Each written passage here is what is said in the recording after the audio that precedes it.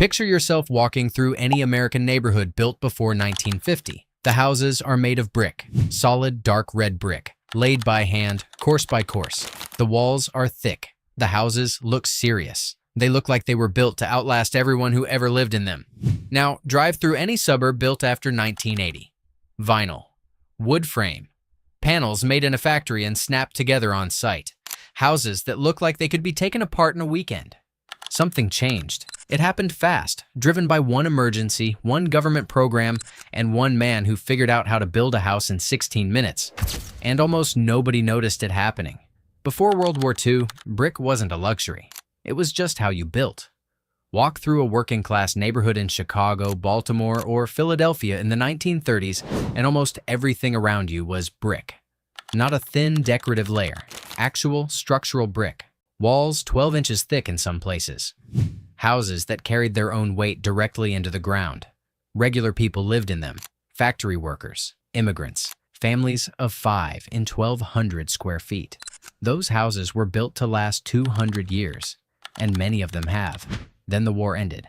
12 million soldiers came home in 1945. They wanted houses immediately, and the country had nowhere near enough of them. The federal government estimated a shortage of 5 million homes, and one builder saw that crisis and decided to solve it his way. His name was William Levitt. In 1947, on 4,000 acres of potato fields on Long Island, he started building houses using a method borrowed from Henry Ford. Levitt broke construction into 26 separate steps. Each crew did one step only, moving house to house like workers on an assembly line. At peak production, his operation completed between 10 and 12 new houses every single day. And this is what ended brick. Brick cannot be built on an assembly line. Every brick has to be laid by a skilled mason, one at a time, at a pace you cannot rush. Levitt wasn't interested in that. He built with wood frames and concrete slabs, fast, cheap, and backed by government mortgages with zero down payment for veterans. A 4-room house for $6,999. No money down. Thousands of young couples camped outside in the cold just for the chance to buy one. But here's what almost nobody talks about. Levitt's houses were deliberately designed to look nothing like the brick row houses people had left behind in the city. That was a feature, not a flaw. Light, airy, surrounded by grass, a yard, a driveway, space. The message was clear.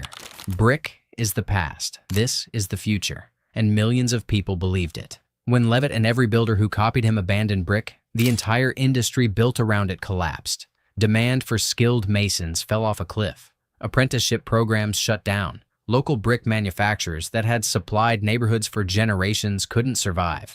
Then, in the early 1960s, something arrived that finished the job. Vinyl siding. A company called Crane Plastics introduced vinyl panels in 1958. Early versions cracked and faded. But by the 1970s and 80s, vinyl had become something genuinely hard to argue against. It didn't rot. It didn't need painting. A contractor could clad an entire house in a day. By the year 2000, vinyl was installed on nearly 40% of all new American homes. Brick had fallen to 20%. And here's the detail that changes how you see every suburb you've ever driven through.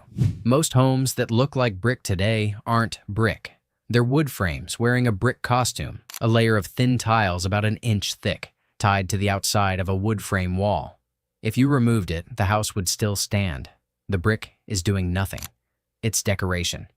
The thing that made brick brick, that it was the house, that it held the weight, that's gone.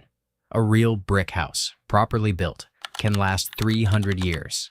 There are homes in Baltimore and Philadelphia standing strong after a century and a half with no major structural repair. The average American wood frame house is expected to last 50 to 100 years, if the moisture stays out. If it gets in behind the vinyl, you get rot inside walls that look fine from the outside. In Pennsylvania alone, multiple major home builders have faced multi-million-dollar lawsuits over exactly this. Brand new houses falling apart behind a perfect facade. We built our neighborhoods to expire. The brick house wasn't just a material choice, it was a declaration. I'm building something that will outlast me. When Levitt put up 12 houses a day, he made a different declaration. We need houses now, speed now, affordability now. Both things were true. The veterans needed homes. The country needed to move fast, but somewhere between the emergency of 1947 and the suburbs of today, the temporary became permanent, and the houses built to last a lifetime became the model for houses built to last a mortgage. Today, full structural masonry costs roughly triple what wood frame construction costs. We didn't lose brick because it stopped working. We lost it because in one urgent moment, we chose speed over permanence. And then, we never went back. The old houses are still out there. Walk through any pre-war neighborhood and you'll see them. Still solid, still doing exactly what they were built to do. Maybe the real question isn't why we stopped building them.